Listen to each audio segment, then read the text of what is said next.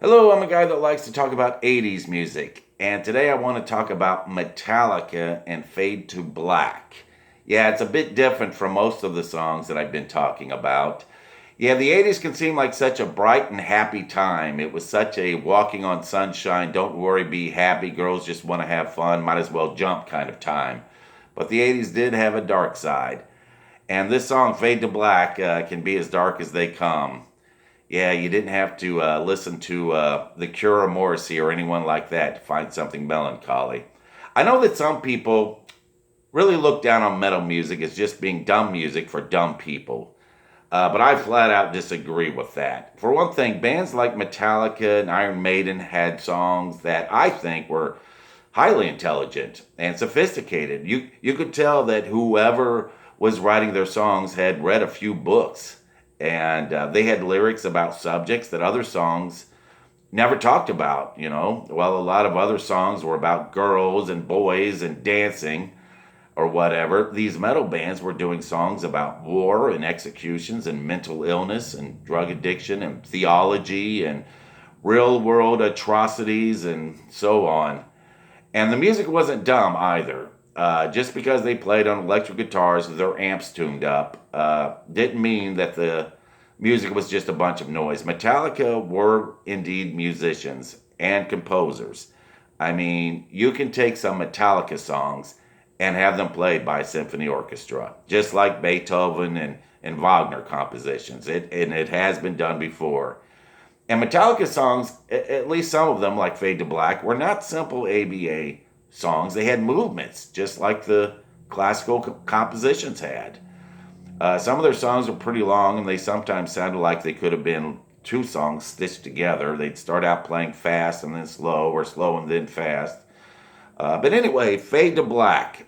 The title was taken from a term used in screenwriting. It's when a scene ends in a movie, the screen goes black, and then a new scene begins. In the script, the writer uses the term fade to black. It starts out slow with just an acoustic guitar, and it kind of creeps up on you like a fade in. Like, ooh, is there a sound coming out of here? What's that noise? Oh, it's music. Uh, and then you hear the electric guitar playing in this sad and pretty and tender way. I guess that's Kirk Hammett, and it's so good. I mean, this song proves that metal can have soul and emotion to it. Then James Hetfield sings, "Life it seems to fade away, drifting further every day," and then eventually it picks up, and it's a song that kind of progresses a bit. Kind of picks up over time, and there's this guitar part that goes na na na na na na na na na na na na na na. Yeah, I really like that part.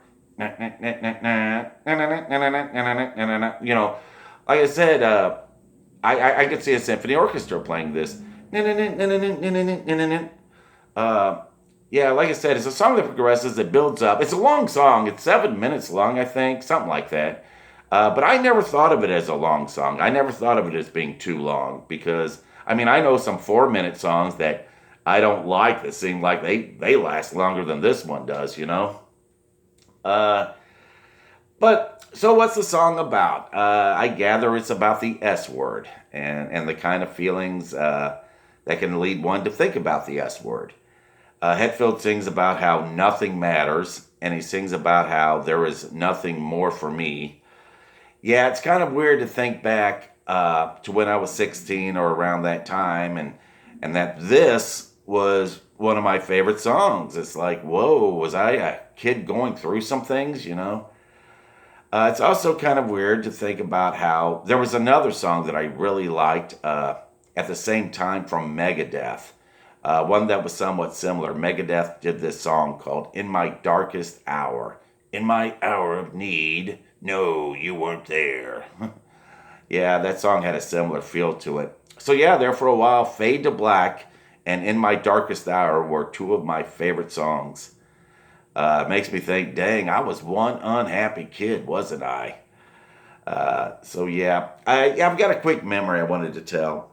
Even as a grown up, I've had some issues and some things that I needed to deal with, and so I've been in group therapy. And one day, I was at the VA and sitting in the room with a bunch of people, And I mentioned this song. I don't remember why and what exactly I was talking about. I guess we were talking about our younger years or personal history or something.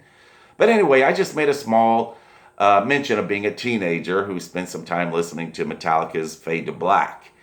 And there was a response in the room. There was at least a couple of people who had a look on their faces like, oh, yeah. Nobody said anything, but I could just see heads nodding and their faces going, mm-hmm, oh, yeah, I remember that. Uh-huh. So was this like a thing to do? Was this a common thing for young people who had some unhappiness issues to spend time listening to this song? Yeah, I don't know. I'd like to know. But anyway, I'd like to talk about this subject and this song a little bit more, but it looks like I need to get going, so maybe some other time.